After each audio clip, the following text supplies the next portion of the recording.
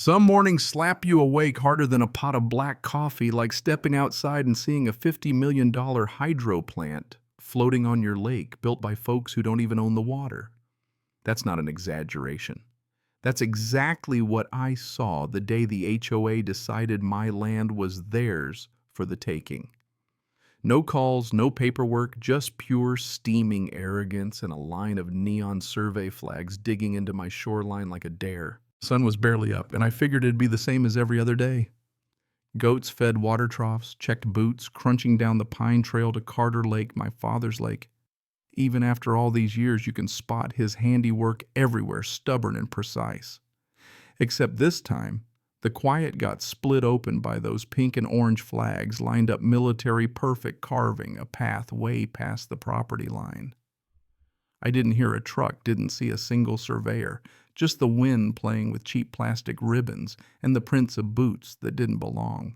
The HOA and I have sparred before nasty emails about fence height reminders about keeping the brush trimmed as if my ranch exists for their HOA newsletter. But this was different. This was trespass, no way around it. The pattern of the flags was too deliberate, not a mistake.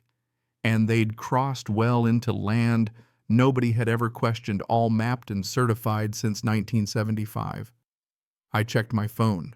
Nothing from the HOA app, nothing but a suspicious line in the last newsletter: community infrastructure upgrade coming soon. No map, no notice, just enough to cover themselves. I spent the next hour photographing every flag, every boot print, then dug out every piece of paperwork I owned. Deed water rights, the original plat map my dad kept locked up. That evening, the high school cafeteria was so crowded you'd think free pie was on the menu. New HOA President Bethany Crowell took center stage posture, stiff smile, razor thin, and next to her Marcus Hale, real estate developer, all calm confidence and deep pockets. Bethany rattled off routine business budgets, landscaping contracts, but the whole room was wound up waiting for her improvement initiative. And there it was, a projector slide of a fancy new power station perched on the southern rim of Carter Lake. My lake. Murmurs of approval. I stood up before I even thought about it. "You're building that," where I called out. Comments at the end: "Jake," she cut me off, voice sugary and cold. Slide after slide charts projected savings, the partnership logo for Hale's company. Not a single mention of who owned the lake. Not one boundary line in sight. When the public comment finally opened, I laid my evidence right in front of them. "You're showing a project on land you don't own. This lake is deeded to me." That got their attention. Bethany flashed her corporate smile, said their consultants believed the lake was part of a shared green belt. I held up the plat map, 50 years of clear ownership. But she wasn't there to debate. "The board has voted," she said, eyes never leaving mine, "to classify the lake as a community resource. You can't just classify land that isn't yours," I shot back. "Did zoning tell you this was legal?" She gave me that look, the kind meant to shut you down. When I held up the water rights certification, she switched off the mic. Meeting over.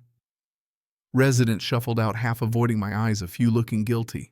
But as I left, I caught Marcus whispering to a guy in a hard hat.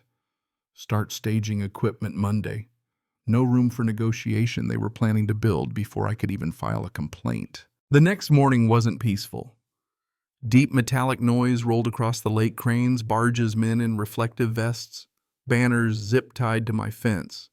They skipped the legal steps and went straight to construction. I marched down and demanded a permit. "HOA cleared it," the foreman said, shrugging. I filmed everything, every infraction, every face. If they wanted a fight, I'd bring the whole playbook. At the sheriff's office, I laid out my evidence. Morales looked tired, said, "It's a civil matter. Boundary dispute. County zoning would take 6 to 8 weeks. That was their play move, faster than the law, leave me buried in paperwork while they finished the job. By noon, my land was a construction zone. I came home to HOA volunteers handing out pamphlets, "Our Green Future," with glossy images of their plant floating right where they'd trespassed. A teenager handed me one. Supposed to drop bills for everyone. Did they tell you whose lake they're using? I asked. Community water, he answered. Of course, that's what they said. Sarah, my attorney, called. They're trying to outpace you, document everything. You'll never get a stop order in time. Every day I build a bigger file, trespass, drone flights, newsletters painting me as the problem. Even the neighbors who used to wave started crossing the street. Tire tracks by my barn one afternoon told me someone was sending a message. I needed leverage, real leverage. That's when I remembered the old boathouse. My dad's tools, blueprints, everything untouched for years. Under a pile of dusty tarps, I found what I needed, the blueprint for an emergency spillway certified in 1975, with a hidden manual valve. If I opened that valve, the lake would drop just enough to wreck the HOA's floating plant legally and safely right within my rights. Right. I called Sarah. Does it let you drop the water level? She asked. Legally, yes. Document everything if you use it. This is your ace. I confronted Marcus again at the shoreline. You know this is illegal, I told him. The board thinks otherwise, he replied. They don't control water rights. He shrugged. If you have evidence, bring it to the board. Tried. They cut my mic. He walked away, but I caught the doubt in his eyes. Next, the HOA fired up the narrative campaign pamphlets, painting me as the lone obstacle. Kids made TikToks with the construction in the background. Neighbors started whispering. Someone drove right up to my barn, leaving fresh tracks. Sarah said, they want to break you before the law catches up. Just document. Timing is everything. Sunday midnight. I deliver my last warning. All construction off my lake by 11:59 p.m., or I'll activate my federally certified emergency system. Bethany called. You don't have the guts, she sneered. I said nothing. Bullies hate silence more than shouting. At 12:01, I walked to the boathouse, unlocked the old hatch, and turned the crank. The valve groaned awake water, slipping out in a slow, controlled rush. Within minutes, alarms blared on the barge. Floodlights flickered, men scrambled, the foundation listed. Bethany and Marcus showed up, faces pale, shouting into radios. You caused this, she yelled at me across the water. No, I replied. You did when you built on land you don't own. The EPA county officials, everyone showed up at sunrise. My documents, my certification, my footage, everything was in order. The law this time was finally on my side. The court case wasn't even close. The judge reviewed the evidence, the 50-year-old deed, the spillway registration. County engineers testified the HOA never had a permit. The verdict, Carter Lake is private. The HOA must remove every trace, pay damages, and reimburse legal costs. Bethany resigned her house dark at night. The day the last hunk of steel was trucked out, the land felt like it could breathe again. Neighbors who doubted me now brought apologies, even brownies. Morales, the sheriff, came out in Gene's toolbox in hand to help fix the dock. Your dad would be proud, he said. We worked in easy silence, letting the sound of hammers echo over the slowly refilling lake. There's a lesson in all this.